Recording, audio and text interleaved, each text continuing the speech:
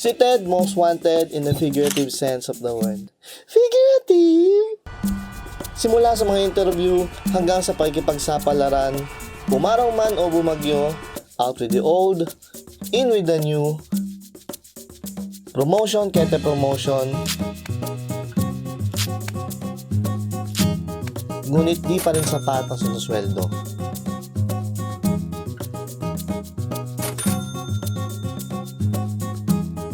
Baga pumasok at huling uuwi, overtime mula umaga hanggang gabi. Hanggang isang gabi. I like the interview questions, Mr. Aguila. Lumingon si Ted at nakita na nakadamit ng simple si Patty. Ginagawa ko lang po ang trabaho ko. At nakakamangha. At muli, si Ted most wanted in an erotic sense of the word. Erotic! Habang papalapit si Patty, integridad po sa akin ang mahalaga. Pera, hindi po ako nabibili. Katahimikan, nagkatinginan, kinikilig ang mga halaman. Pagbabago po, iyon ang type ko. Si Ted, most wanted, ay naglakad palayo.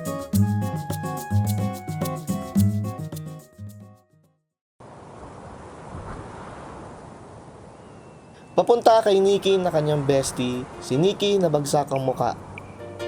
Parang ekonomiya. Yan ka na naman sa politika mo. Para saan pa na naging journalist ako? At tinitigan lang ni Nikki si Ted.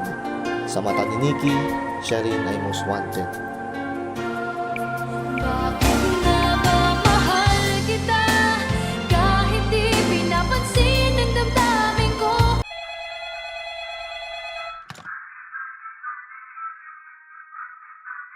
Hello, Garci. Hello, ma'am. 1 million? Ma'am? More than 1 million ako dapat. Oh. Okay.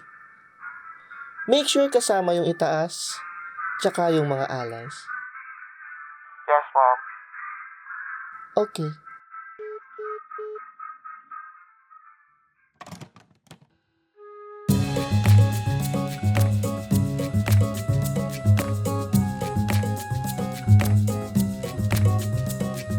Naglalakad si Ted most wanted, pero siya ngayon ang may want. Alam niyang may anomalya, alam niyang may dayaan, kaya't sasama siya sa Malacanang. Hindi siya ang mag-i-interview, idadaan niya sa kapugian, total siya si Ted most wanted. Kahit taga-timpla ng kape, o kaya taga-bigay tubig.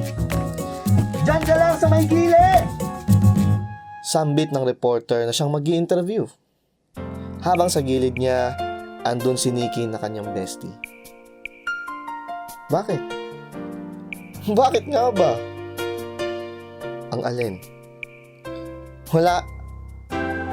Tumingin sa kawalan si Nikki, tinatanong ang kanyang sarili.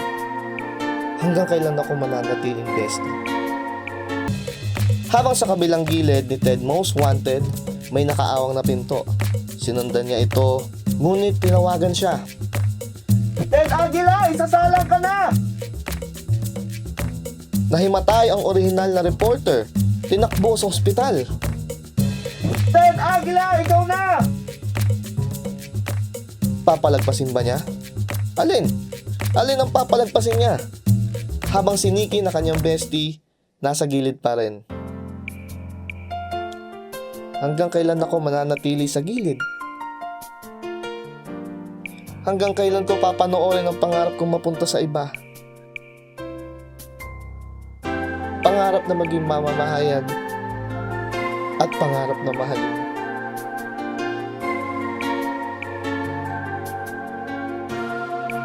Bakit nga ba mahal kita kahit di pinapansin ang damdamin ko?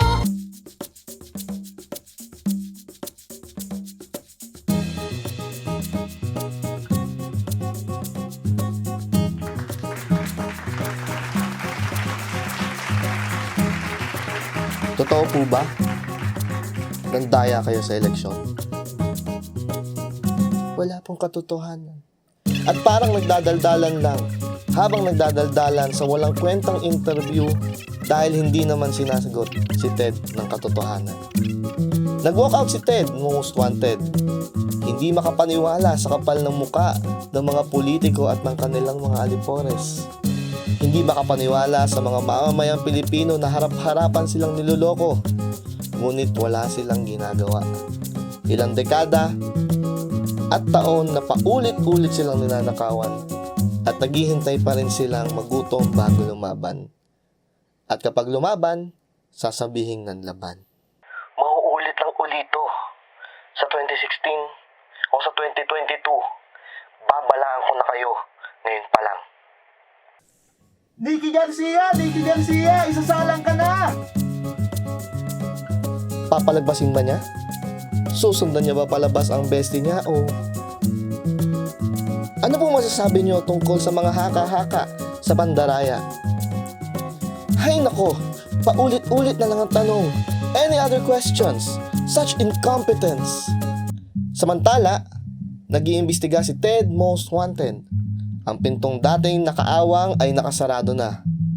Lumapit siya sa pinto, pinakinggan ang nasa loob. Hello, Garci. Nakausap mo na ba si Abalos? Opo, ma'am.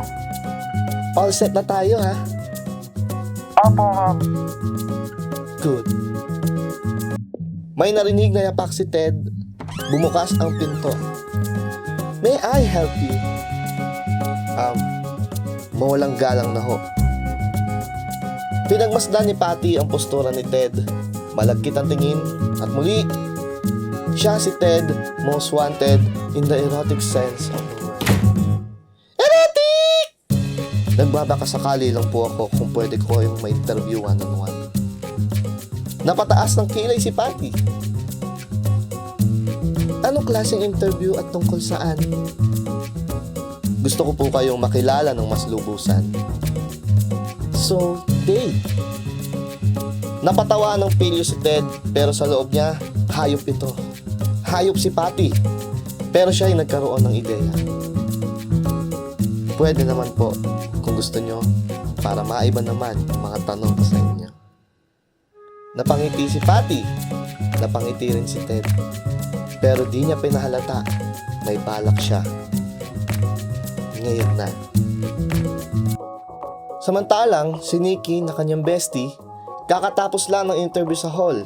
Hinahagilap ni Nicky ang kanyang bestie at nakita itong naglalakad kasama si Patty na tila sweet sila. Sakit, galit, inggit. Siya'y napapikit at naalala ang dating si Ted nung hindi pa siya most wanted.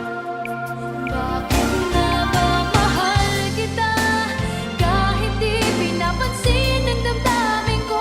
Naaalala niya lahat tungkol kay Ted. Maaga pumasok at huling uuwi. Overtime mula umaga hanggang gabi, hanggang isang gabi. I like the interview questions, Mr. Aguila. Tumulo ang luha ni Nicky.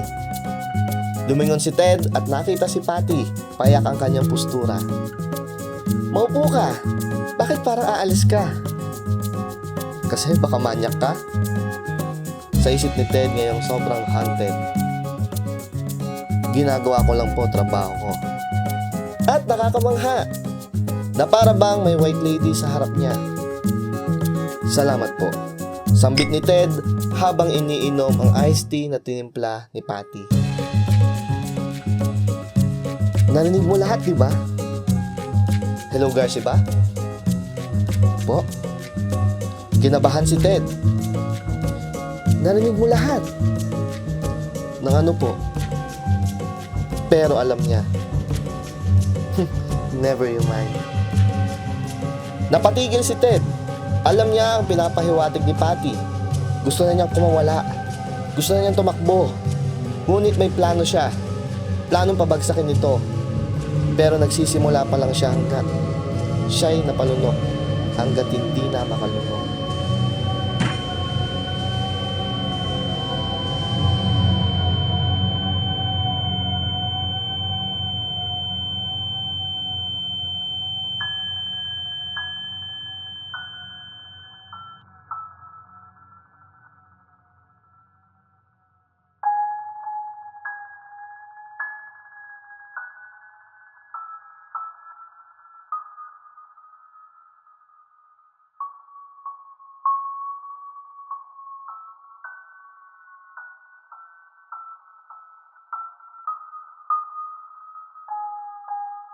Si Ted, most wanted in the literal sense of the word.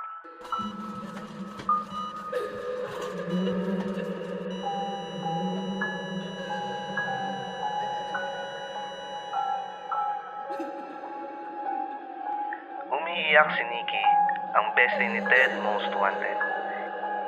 Hindi niya akalaing tatayo siya sa pulpito kung saan nakaratay ang walang buhay na bangkay ni Ted.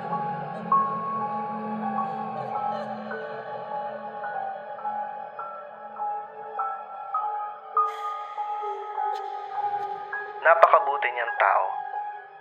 Lagi niyang iniisip yung kapakanan ko.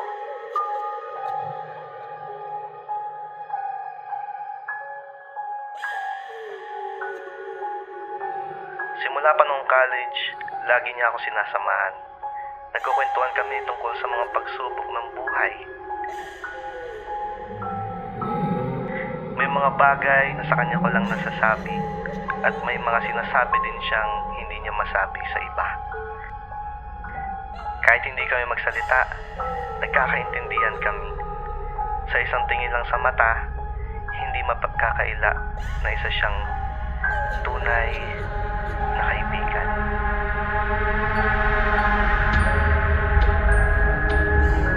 Napakabuti niyang kaibigan. Pwede mo siyang tawagan ng 3:00 ng madaling araw para magbuntong ng sama ng loob. Wala akong kailangang sabihin. Alam niya kapag may pinagdadaanan ako. Kakausapin niya ako o kaya babasahan ng libro. Sana lang malaman ng lahat kung gaano siyang kabuti. Pero higit sa lahat, napakabuti niyang mamamayan.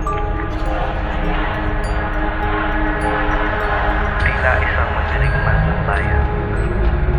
Handang bigyan ang katarungan ng mga naapi. Walang sinasanto. Walang kinikilingan. Handa siyang mamatay para sa bayan. Kaya tayo andito ngayon, sa libing ng isang bayaning hindi makikilala. Paalam, kaibigan. Pahinga na.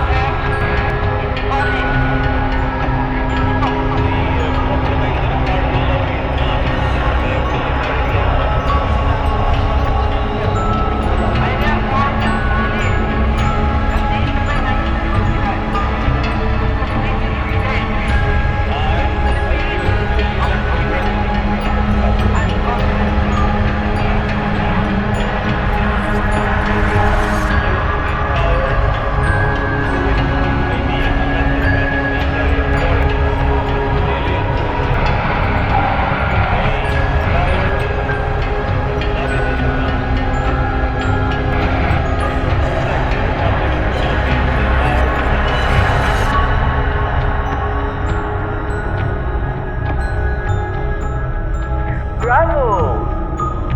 Si Patty, nakapostura, nakapula. Imbis na magluksa, let's celebrate the life of a dignified journalist. Sabi niya habang naglalakad sa aisle na may dalang glass of wine. To Ted Aguila, fly high. To Ted Aguila.